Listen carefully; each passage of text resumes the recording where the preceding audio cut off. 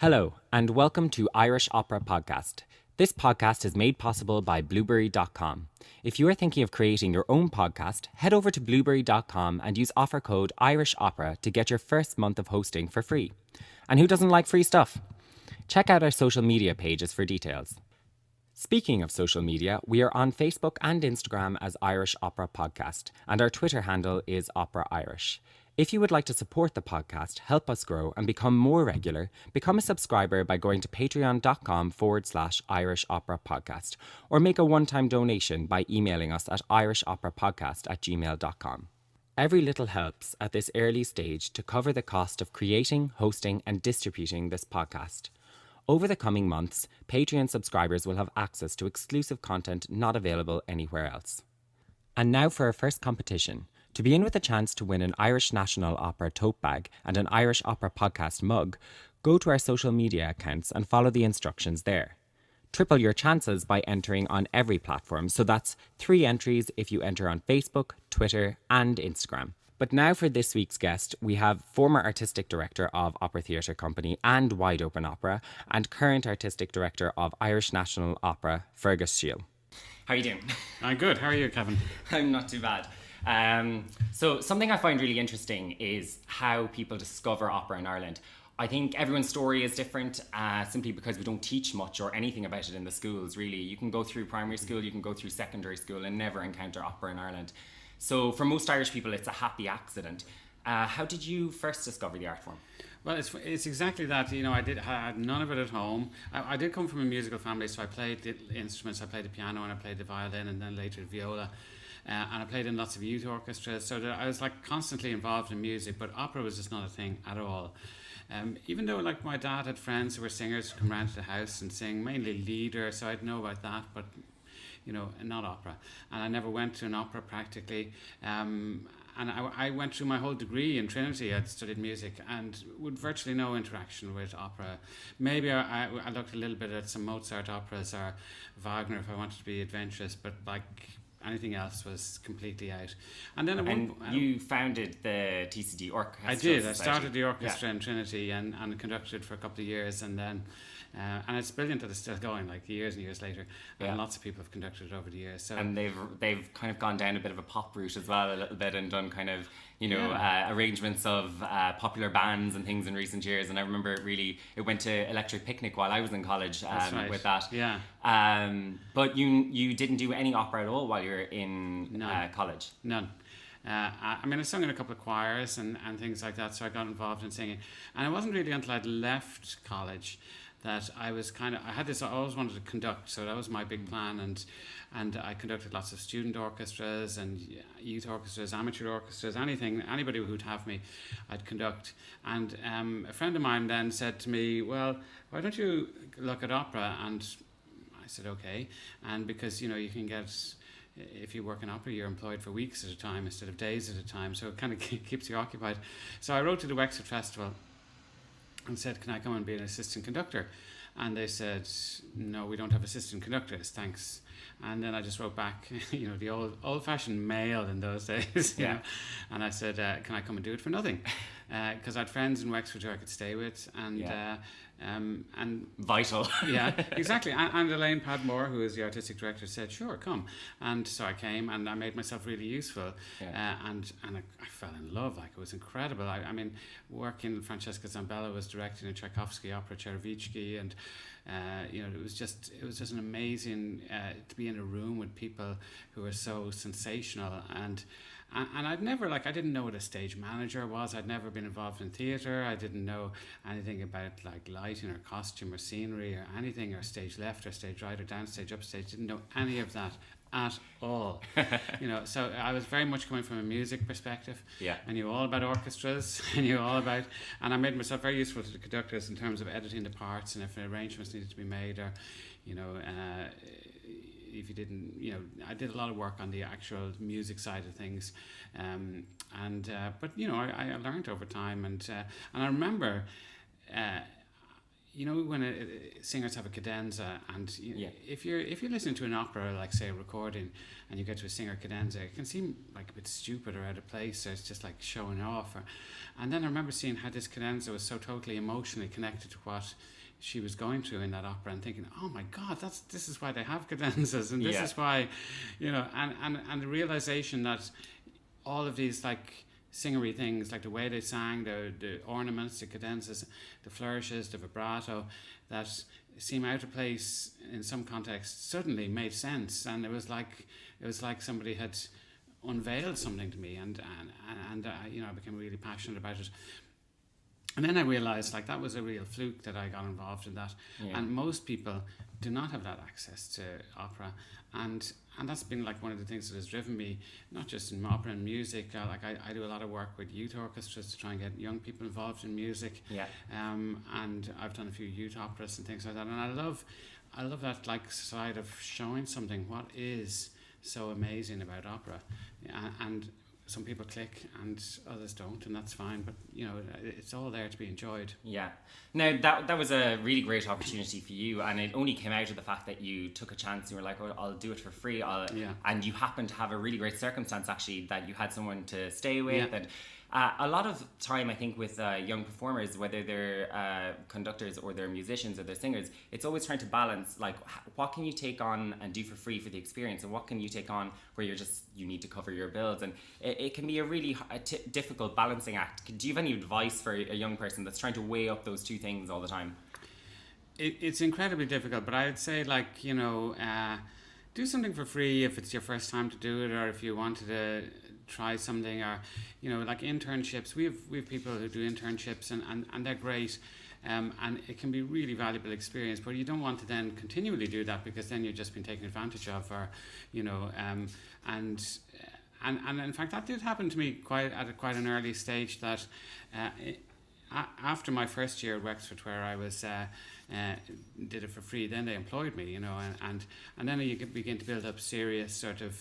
After a while, after a few years, I began working with DGUS in Dublin, and I did some work for OTC and Lyric Opera and other people. So you begin to build up experience that way. And then I do remember at one point somebody, when I was maybe a little bit further along the way, somebody saying, would you do something for a payment that I thought was just ridiculous, and I turned it down.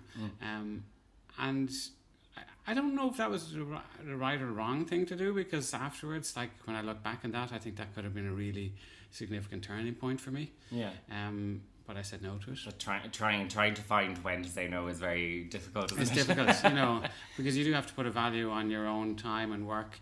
And of course, everybody at the beginning, the stages of your career, you need experience and you need to learn to do things. And I think that's that's natural, And I think in opera as well, it's particularly difficult because so much of it, whether it's going around the country or whether it's here, the rehearsal process and all of that, it all happens in Dublin, which is one of the most expensive cities in Europe to live in. So for anyone who's starting out, I think it can be really difficult. But you've conducted youth orchestras, which you mentioned a minute ago, and you've said in an interview before that you love introducing kids to classical music and seeing how excited they get when they start getting it right. Have you any plans to start introducing kids to opera? I think I saw something there on Facebook the other day about transition year students, but what about young kids? Or Yeah, I mean, we definitely do. And when we designed a new company, we have a staff of 10 people, which is big in one way, small in another. But one of those 10 is James Bingham, who's our outreach and studio coordinator. So his job, and that's 10% of our workforce, is about, he's working first of all with the young artists who are part of our studio, and they're people who want to be professionally engaged in the opera world. But the other part of his job then is to work on outreach projects. So at the very beginning, we scheduled one of our performances of Magic Flute, which is a daytime, a midweek matinee, which is going to be, we're going to target schools and young people to come to that. But of course, we want to do lots of activities. We've loads of plans, absolutely, for type of youth opera projects. Some of these things will require big resources. We still have to find some of those resources.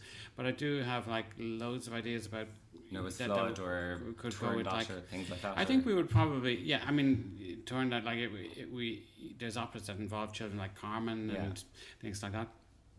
Hansel and Gretel, and they're both sort of in the longer term plans.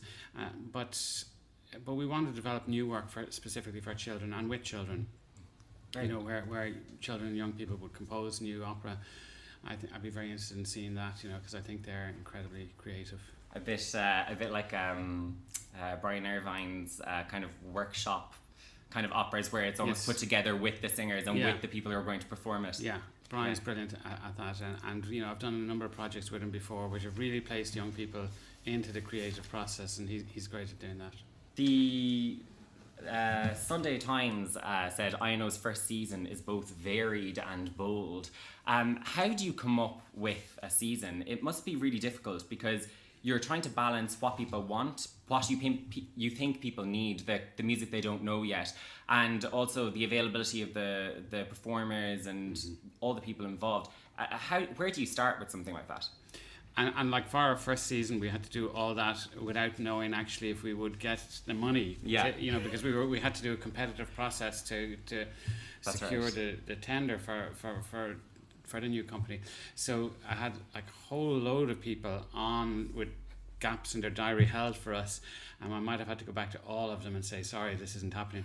But it's complex. So there's a few things.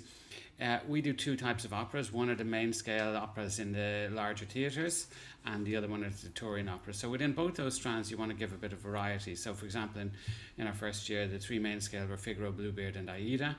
So obviously 2 out of 3 there are very well known. Bluebeard was the first production of it in Ireland.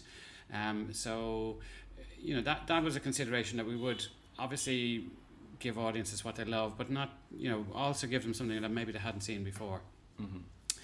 And then allied to that is the availability of really key artists. So there's a number of brilliant people who we worked with in 2018, like Tara Rocht and Moira Flavin and people like that, Paula Murray, Orla Boylan, Imelda Drum. So they're really sort of people who we had to figure out their availability, and so choosing the fact that Paula was available in that period and we could do Bluebeard's Castle and the Dublin Theatre Festival, it all lined up great. If she hadn't been available, we mightn't have done Bluebeard's Castle, we might have found something else with somebody else. So it's you can't start by saying I'm going to do A, B and C titles or A, B and C artists. It's a mixture of both. And then within the touring, we had Orfeo and Eurydice, we had Powder Her Face, and we had Tales of Hoffman. And again, that comes down to Claudia Boyle wanting to sing all the female roles in Tales of Hoffman, and that sounds like something amazing. And so we had to figure out... Quite difficult. Yeah, amazing. We had to figure out a period that she was free in, that it would work, and the same thing with the others, the Orfeo and Eurydice. Sharon Carty did a brilliant job with that, and Emma Martin, the director. So you just kind of... I suppose for everything that happens, you might have 3 or 4 other things that don't happen. You know what I mean? Yeah. Or that maybe will happen next year, the year after. So kick down the road a little bit. Because it's like, for example, now we're going to do Madame Butterfly with Celine Byrne, and Celine is somebody who we wanted to work with. And at the time of planning in 2018, we didn't find something in the right period that, Gavin Ring hasn't appeared with us yet. He's somebody who we love working with. He'll be in Magic Flute. So, you kind of figure it all out as you go along. A really, really big, complicated jigsaw puzzle. It is, and it's exciting. But sometimes then if something falls out relatively late, then your options can be narrow because, you don't have the particular artists that you want. Yeah. And my approach is always to kind of... There's loads of operas I'd love to do and love to produce, and there's like quite a lot of fantastic Irish artists who I want to work with. So you've got the chance to sort of marry one with the other, and then look at what's the right venue, or what's the right time of year, or what's the right orchestra to be working with for that project, and can you get all the diaries aligned? So it is a jigsaw.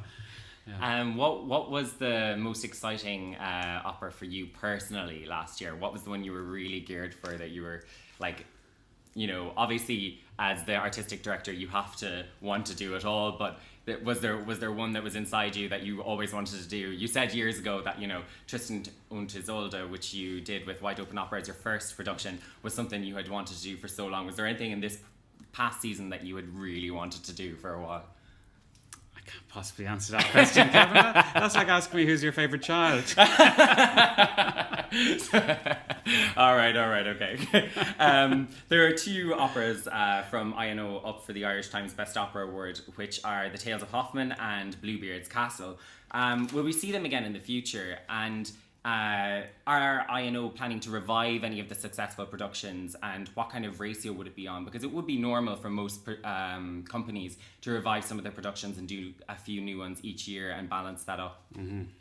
Yeah, I mean, one of the things you have to bear in mind, for example, is the cost of storing the productions, which is because we have a very small storage facility, so every production we have stored costs money. So, for example, in 2013 with Wide Open Opera, we did In Porcelain in Earnest by Gerald Barry. I adored it. Yeah, it was great. And I've stuck my neck out every year since, saying, we've got it, we're not trying it out, we're not trying it out. But it's not in the plans, and we were planned up until 2021. Maybe if we do it in 2021, 22, but that'll be almost 10 years in storage, and for sure it would have been cheaper to scrap it and build it again 10 years later. So there's all those sort of considerations. Because we only have a certain number of operas per year, we want to be doing new stuff. And in some cases it costs more to store them than they're actually worth, which is tough. It's very tough to make those decisions. Certainly, like some of them we've stored Bluebeard's Castle. We'd love to do it again, but it would be probably, if we got a partner to show it internationally or something like in that context. Some of the contemporary work we've done, like the Donnacha Dennehy and the Walsh operas, The Last Hotel and The Second Violinist, they've had quite a long life of international touring, and that's a model that we're trying to develop. So as we develop new operas, see if there's international partners who'll be part of it. But in general, we're not storing. Okay. Donnacha Dennehy's operas, The Last Hotel and The Second Violinist, have been toured abroad successfully. In fact, The Second Violinist will be going to Amsterdam soon. Obviously, this project is an overhang from Wide Open Opera, but do you intend to start new projects that might go abroad like this? Or going forward, would you focus more on creating performances here in Ireland? Do you think bringing projects abroad like this to other destinations helps us put Ireland on the operatic map internationally? Absolutely. So yes is the answer to all those questions. We definitely want to go abroad, and you're right, those 2 projects came from Wide Open Opera. There's also a number of plans, so we will be announcing a new opera for 2019 and 2020.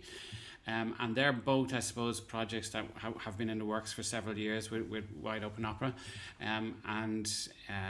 And then I'm looking to the future beyond 2020 to put in place a sort of a commission and a new work policy that would, I've even thought of maybe having like a whole 10-year plan of new operas who are like the really interesting people that you would want to, because there's so many fantastic composers and writers there. And sometimes, a lot of people think, there's a lot of expectation on us to produce new work, and we love it, but we can probably realistically do 1 piece a year at most.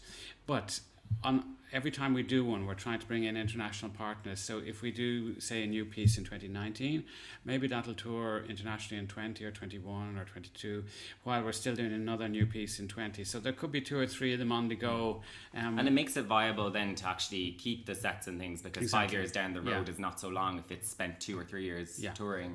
And I think that there's so many interesting people here, that the challenge will be to find the right project, to find something that's interesting for them to do, that will create an opera that people will want to see, that will be internationally recognized. But interestingly, we're also pretty close to agreeing a very significant international outing for one of our Baroque operas that we're planning down the road. So that's also an area that is potential growth for us. Pieces like Figaro or Aida, they're not going to tour internationally really, because there's so many international companies doing pieces like that. But there is a possibility of of making co-productions on pieces like that, and that's something we're looking at as well, where it makes sense, and we're not just taking co-productions for the sake of it, but if another company is interested in the same artist that we're interested, then that's another way of. But I think the international reach is hugely important for us, because we're such a small country. Yeah, we've brilliant artists, we've great writers, we've great theatrical tradition, we've brilliant singers.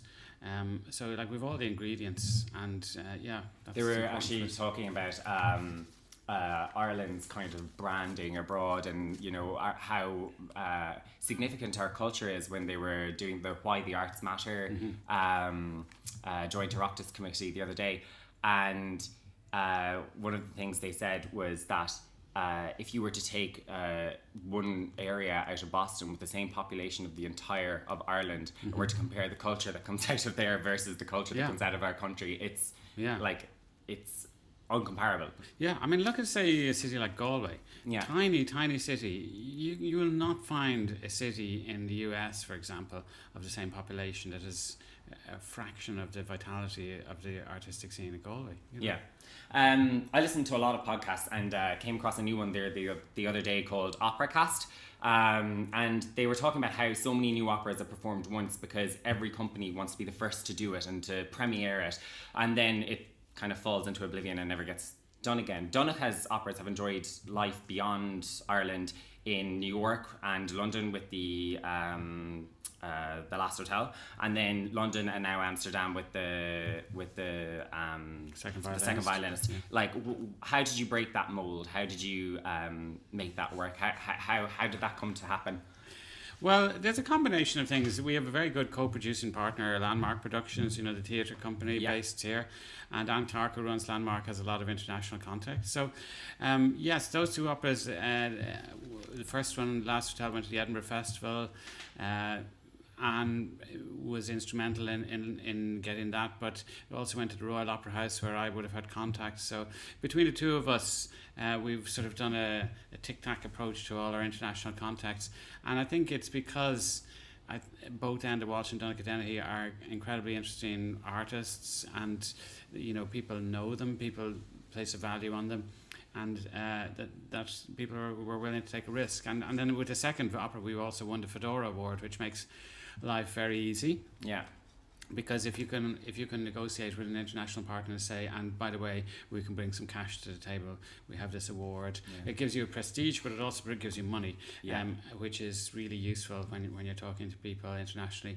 Plus, also, I mean, things like the fact that the Arts Council have put so much money into making it in the first place means that you're not asking your international partners to help with the making of it, they're just paying for the presentation of it. So without that, it's often it's all rehearsed. Everything is exactly there. The set is built, the costumes are bought, everything is ready to go. Theatre, and it needs. And then we have Culture Ireland as well, who help us bring work internationally. So, I know we all give out about the funding levels and everything, but actually, when you do get the support of people like the Arts Council and Culture Ireland, it makes an awful lot very possible. So that we can go and say to people, we have this major project, like we're going to Amsterdam with 60 people on the road. It's a huge company of people, and the people in Amsterdam, yes, they have to pay a lot to have us, but there's also a lot of other resources brought to the table as well, so it becomes a bit more doable. Yeah. And how dramatically has the continued support of the Arts Council impacted INO, and how you plan now as opposed to how, we'll say, you would have planned when Wide Open Opera was in existence, which had to apply for every single production that it was doing? Yeah, well, I mean, it's just transformed everything, because now we can plan years in advance with a great degree of certainty. Okay, we hope our grant will go up and up, and we don't know exactly how much it'll go up, but we know that we're active on a certain level, that we have a certain number of operas every year, and that's a huge release. Because A, we don't have to spend so much time writing a funding application for each time, but B, there isn't uncertainty. I can actually say to singers, will you do this in 2021? Not, it's still it's definitely going to happen. Viable option in 2021. And that's great, because it just allows us to get a little further ahead, and we will get further and further ahead, because we're still a young company, so we're still sort of, it was such a rush, like 2018 was such a mammoth sort of rush of getting everything done in 1 year. Yeah, because the application went in at the very end of 2017, didn't it? We put an application in mid 2017, Okay. and we heard the result by, I think, June of 2017, which was gave us about 6 months. Yeah. I think everyone else found out, all the formers and everything found out a little bit later, and it was just emails galore coming in. Was, being like, are you free for this? Are you free for that? I know. It was, but it was like, there was so much work to do, because not alone did you have to, like, things like branding, things like the name of the company had to be tested with people, had to be negotiated because there was a previous Irish National Opera and all that. Things like bank accounts, office. Like when we signed our 10-year lease on the office, I thought, oh my God, will we be here in 10 years' time? And getting your head around that was like really weird. Well, we will be here because we've signed up to be here for 10 years. But all of that only has to be done once. That's kind of startup, and we had to write our business plan, we had to develop the board, we had to recruit staff, we had to HR consultants, and so much time spent in all of that, and then in the middle of it to plan a whole year's worth of opera as well. So it was pretty full on. So 2019 might be slightly easier, will it? I think a bigger staff, an actual place to do but, the business. But what I want to try and spend 2019 doing is not alone doing 2019, but 21 and 2, and really looking at the future, so that we can, nail down things and not be, use the fact that we are regularly funded now to really plan ahead. Yeah, you talked about future compositions and new compositions by Irish people.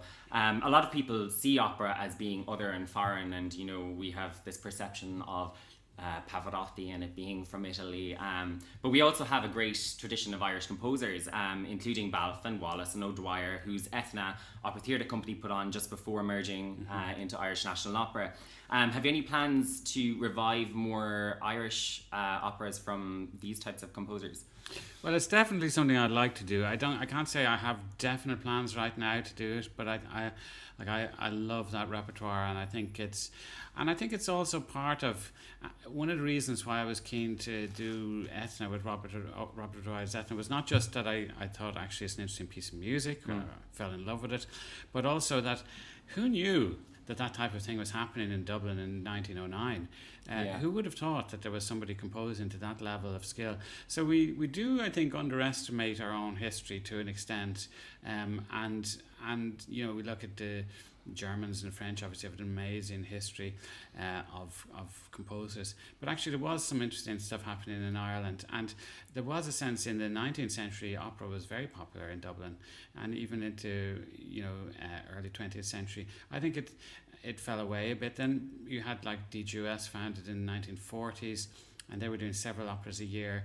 Well, what I think a slightly different approach we're taking is that DGUS, which later became Opera Ireland, sort of lived in a particular silo of their own. They had a good following, they had like good audiences, but those audiences didn't cross over into the other art forms. And what we're trying to do is place opera more centrally in a way, and try and give the message that it's accessible and open. And so if you're interested in theatre, hopefully you'll try opera. If you're interested in dance, maybe you'll try opera. If you're interested in literature, there'll be things in opera that would be of interest to you. And everything we do, like every press release, every brochure, anytime we write any text, we're really conscious to try and write it in a way that doesn't give you a message that you need to know about opera to come to this.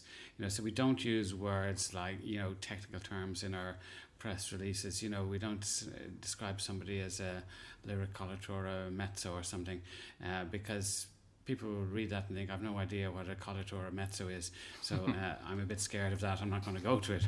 Yeah. You know what I mean? So we want to give that impression this is open to everybody. Yeah. And that's going to take time to get that message through. It's not going to be something you can do instantly, but we want to try and draw our audience from as wide as possible, from right around the country as well. That's why we have that 13 venues that we went to in our first year, and more, I think 20 venues this year. So we're getting around, and we want to sort of give the impression that opera is for everybody. That's quite important. I think particularly with things like The Second Violinist, which are so relatable in terms of mental health and the whole issue that comes about with social media, and we're dealing with that all of the time now. It's always in the headlines. It's so instantly recognizable for anyone, regardless of what music background you have, whether you know anything about opera or not. You can totally identify and relate to what's going on that stage. I think one of the hardest things is actually that we don't have anything in our primary or secondary schools. There's no kind of music syllabus, even aside from studying it from your leaving cert, that there's no music appreciation syllabus, that people are just encountering music in different ways. Now, people, often complain about how everything is in Dublin, or at least that's what I hear whenever I go home to Limerick. Everything's for the pale. They get the Lewis, they get this, they get that, whatever. But INO is really trying hard to bring the productions across country. But one of the major problems is finding venues that can accommodate an orchestra. How much does that impact the programming or limit your selections of shows? Because outside of Dublin, really, in terms of having a pit, it's just Cork and Wexford. That's it. There is nowhere else you can put on a full-scale opera in the Republic. There's Belfast as well, but it's Dublin. You have 2 theatres in Dublin. You have the Gaiety, you have the Bord Gáis, you have Cork Opera House and the National Opera House in Wexford.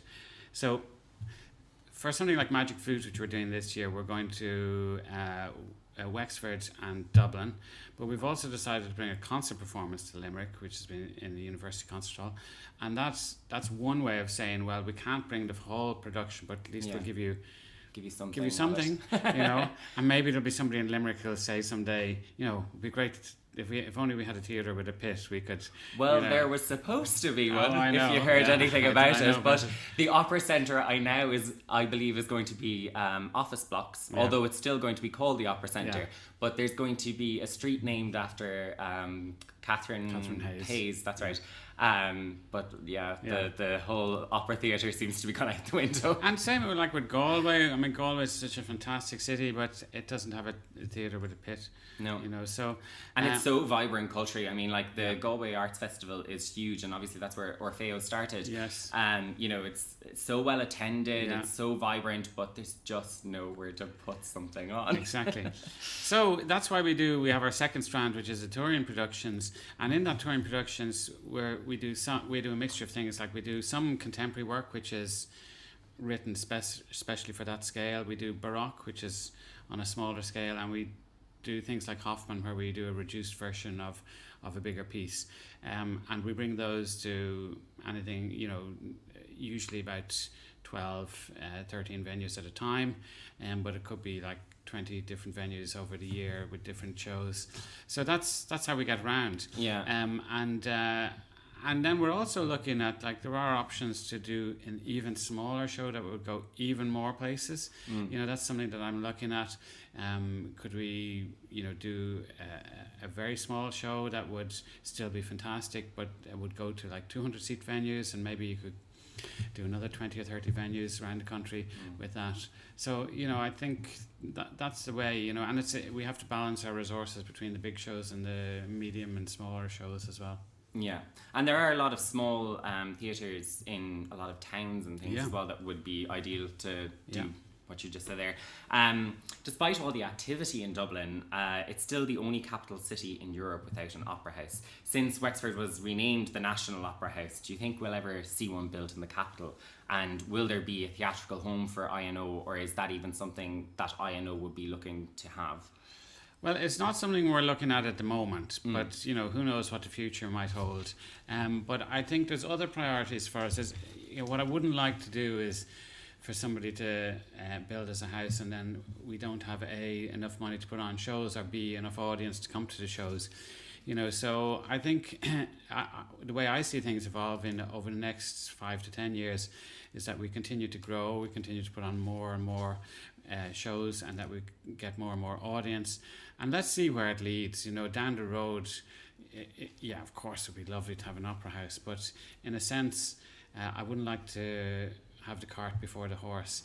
And there is also a sense as well that it's interesting for us to not have a venue, because that means we can choose to do a big piece in Bord Gáis, or we can choose to do a small piece and find a venue. we could choose not to use, to do something site specific, so we have a freedom now that you lose when you have a house, because you can only do certain things at a certain scale. So I've spoken to a lot of people who run these big opera houses who I speak to at conferences, and they said, whatever you do, don't get a venue, because as soon as you have a venue, let's say you have a venue and you have 2,000 seats, you can only do operas that will get 2,000 in the audience. You can't do something that'll get 200. Or it's going to be a disaster. And a lot of contemporary work as well. It's not necessarily huge scale. It's not, the Verdi and Puccini huge kind of operas.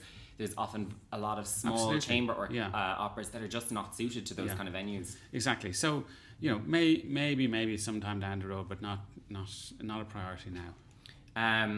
You said before that you wanted to create an opera company 10 years ago, but kept talking yourself out of it. Have the last 10 years, many of which you spent with Wide Open Opera and Opera Theatre Company, prepared you for what has been a really successful first year with the audiences and critics? Definitely. I mean, this has been in terms of the work that this company has done, and me personally, it's been like an apprenticeship, all the work with Wide Open Opera and Opera Theatre Company. So going back, you wouldn't take a direct route, you'd still do that meander, would you? No, I remember thinking, when I was 28, I think I got a job over in Scottish Opera, and I became chorus master and assistant conductor. And I was there for 4 years, and I saw a lot of what went on in the UK, and it was just so professional compared to what we did in Ireland at the time.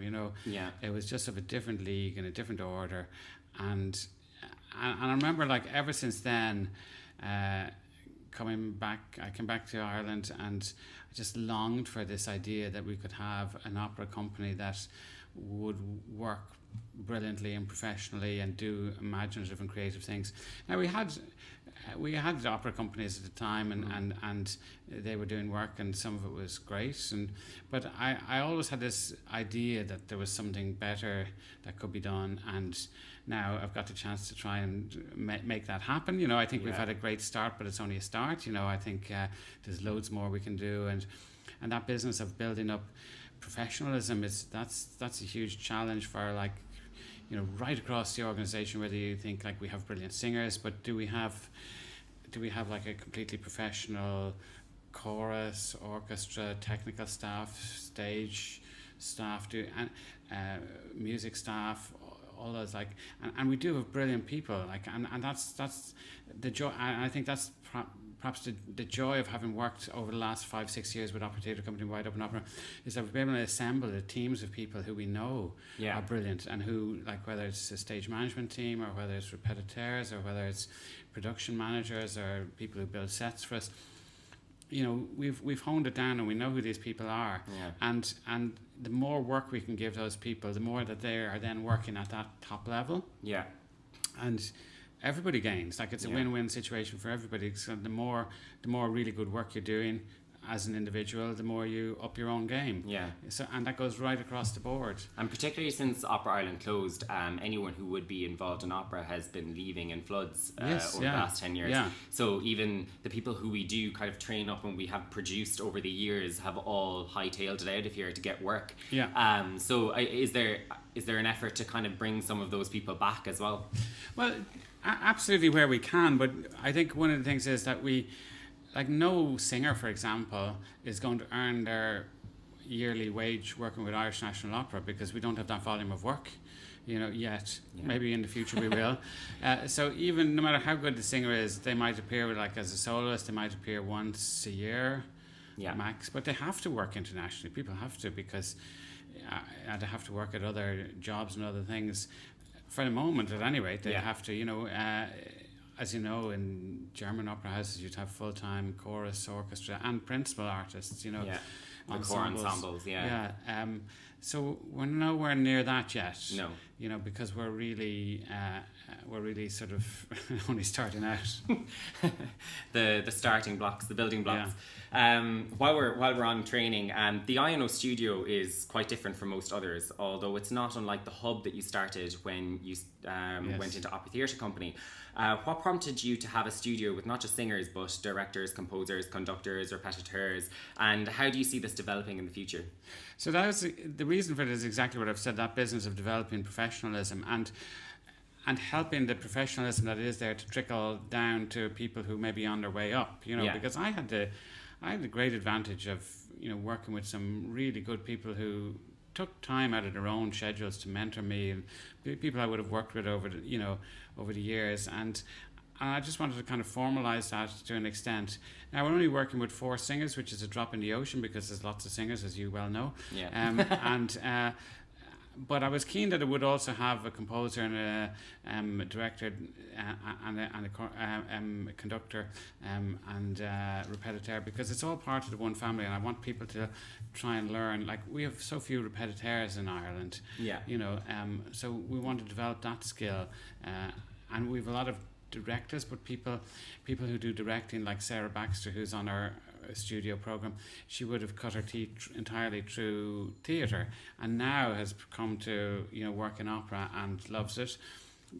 But we want to give people like her opportunities like that, because otherwise you could go through your whole life and never touch opera. You have said before that you like to take a back seat and put the artist to the front, which you described when you were applying for the Tristan to Isolde, and surrounding yourself with really great people.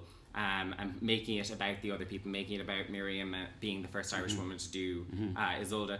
On an international level, how do you see yourself using maybe that same kind of idea to, co-produce for future productions?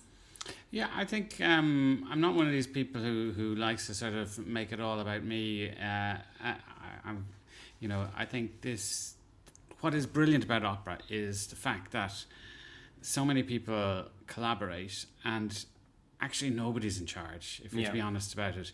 Do you know what I mean? If the conductor will think he's in charge, or the director will think they're in charge, or the artistic director, this being me, I might think I'm in charge, but actually it's an alchemy of all the elements that come together. So for me, like, what is interesting, when you're marketing an opera, you want people to come and see.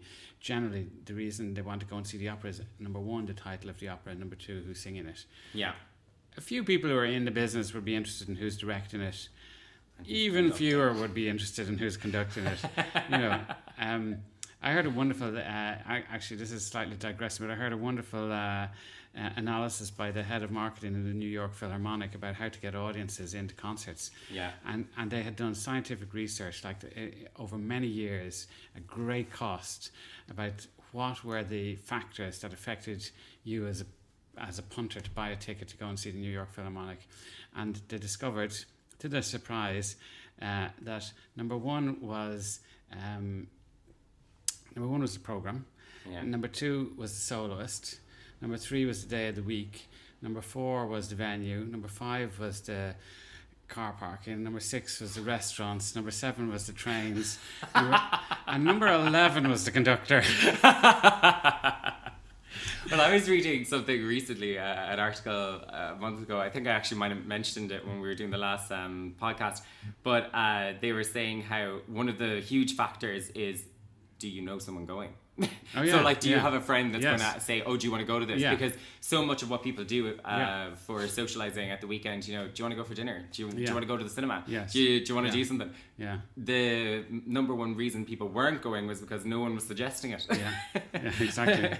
And I think in Ireland, where we don't have a lot of people who grow up with it, it doesn't come into your mind straight away. It is something that you have to kind of discover accidentally, and then maybe start making that conversation with friends. Yeah. So that's what I think. It's not about an artistic director or a conductor. It's all about the whole experience, of what an opera is.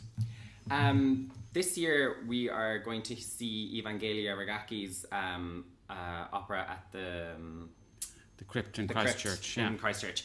Do you have more plans to continue on the relationships with the composers beyond the studio? Is it a starting point? Absolutely, yeah, it is a starting point.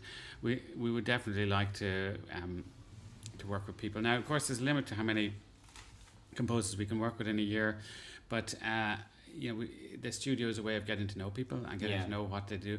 And I think at the end of the year we'll have this project, but we'll also know Evangelia. She'll know us, and I know for a fact that she has another project she's working on, which maybe we'll be involved with. It's early days yet, but yeah. Similarly to Andrew Sinnott, who did the Dubliners with OTC before that wrapped up. Before we wrap up anyway, we'll have a few questions from our listeners. Wow. Elizabeth Jones wants to know, what do you think are the biggest challenge facing opera in the next few years, and how can artistic directors like yourself try to overcome this challenge? I suppose that's a general version of what we just kind of talked about, in the sense that, in Ireland the challenges are getting that expertise level and making all of these building blocks happen. But in a general level, what do you think is the main problem for opera, maybe internationally? Well, I don't know about internationally, because we're very different in Ireland, so I'll just answer for myself what I see as the biggest challenges. And I think that there's two things. One is audiences. That we need to really create demand for opera. It's not like, it's like people don't know. We've talked about this. People don't know opera. So it's getting people involved, opening the door, getting people in, however we do that, making it relevant. When I was in Wales, I went to Welsh National Opera, and the taxi driver said, "Oh, it's fantastic. They have the Millennium Centre and great operas on in there." And I thought, how many taxi drivers in Dublin would talk? Say it's great what we do for opera in Dublin. You just wouldn't have that, so it would be great if taxi drivers thought we were brilliant. That would be fantastic. It's not in our psyche yet, but I think there's been a lot of excitement over the last year, and there's been a huge amount going on, and there was a lot of ground covered, literally, in terms of. But it's only starting. We're only at the starting blocks, So the second challenge I would see is, like, if I can blow our own trumpet for a moment here, I think the first year has been amazing, that we've done 7 operas, and each one of them tick, tick, tick, a hit. And so different. Yeah. All so different. And in my mind, like, all of the productions, like, that's why when you ask me which is my favourite, it's which like, baby? they are all so wonderful, and the teams involved did such an amazing job. And I see it as a challenge to continue that, because if you look at opera companies, and sometimes you go to see an opera somewhere on a Tuesday night of a company that you feel, okay, it really feels like this is a bit routine. And something that I remember, for example, when we did Barbara of Seville a few years ago at Wide Open Opera, I went to see about 4 or 5 Barbara of Sevilles internationally before it. And like, Barbara of Seville is one of those operas that, just feels routine in lots of places, And ours was anything but routine. It was just cracking, fizzing with excitement, because we were all so excited to be doing it, because there was so little opera happening at the time, and I want to try and maintain that. Like, if we ever get to a stage where I'm sitting in an audience thinking, "Oh, this is just boring or routine," or not boring is wrong, going through the motions, that would be just terrible. But yet it's going to be hard to sort of keep that level up. Now I'm pretty confident. I'm very excited about 2019 and the program we have together in 2020. I'm confident about everything, but I suppose one day we're going to have a turkey, but it hasn't happened yet. Emma O'Reilly from Galway wants to know about the effect that the creation of Irish National Opera has had on the perception of Irish opera abroad and at home, if any.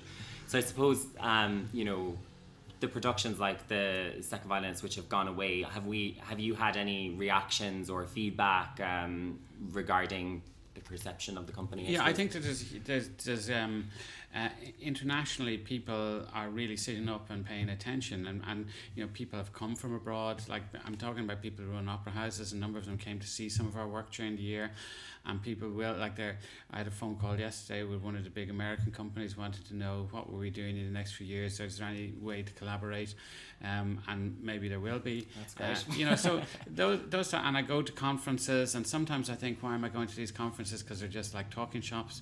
But actually meeting people in the flesh and talking to them and having coffee with them and telling them all about what you're doing, it just makes a huge difference, because people are paying attention. And I think we will see that in terms of lots of our work, well, not lots, but some of our work over the years ahead, going abroad. Maria Nick Garrett, is there a plan to tour with any of the productions from 2018? And she meant abroad. So would you take any of the ones from 18 abroad? I suppose, I mean, Madame Butterfly is done everywhere, so that would be one. That's really 2019. In 2018 productions. Oh, sorry, you're right. She said 18. You're getting ahead of yourself. I'm getting very ahead of myself. So things like Figaro and Aida, we did have some conversations with other theatres, but there's no definite plans. But we, and then we will come to a point where we have to decide to restore or trash things. So, apart from the second violinist, which was abroad and will continue to go abroad, not at the moment.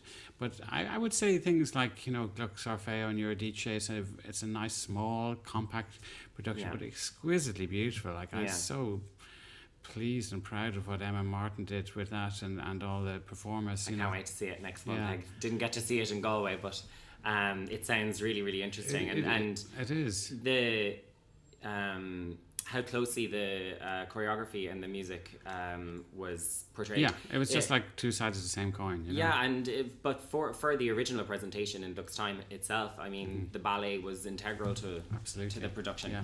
Ruth Kelly wants to know this is a singer. Ruth Kelly wants to know, what are you looking for when you hire singers? Yeah, it's funny, isn't it? Because a lot of singers, you know, obviously a lot of singers audition, and you know, somebody gets a part and somebody doesn't, and the people who don't get the part sometimes write to me and say, you know, have you any feedback? Yeah. And it can be very difficult to say why one singer gets a part and one singer doesn't. I mean, you can rule certain people out straight away if they sing out of tune or if they don't do the correct rhythms or mispronunciations or something like that. So there's obvious basic things that you want to get right.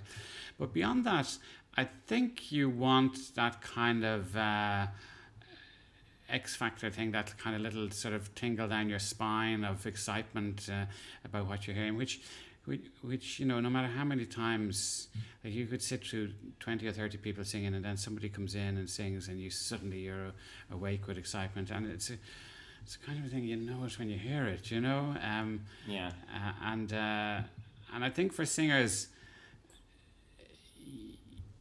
I think for singers, when you're learning how to sing, and so much focus is on technique, which it has to be, you know, so you have to develop your technique and you have to do this, and then if you're talking about, like, say, an aria that's in Italian, then you have to look at the language and you have to marry the sound that you're making as a singer and the language and the diction and your technical, how you support. So you're thinking about all these things. If you're thinking about any of those things, then you're not actually thinking about the music and interpretation. So you have to get beyond, you have to get all those things right, and then get beyond that, and then communicate, and, you know, be very, you know, just make a panel sit up. So I don't know if that answers the question. I think it does. It's a hard one to answer because there's so many variables, I think, in any casting, and it's not just one person.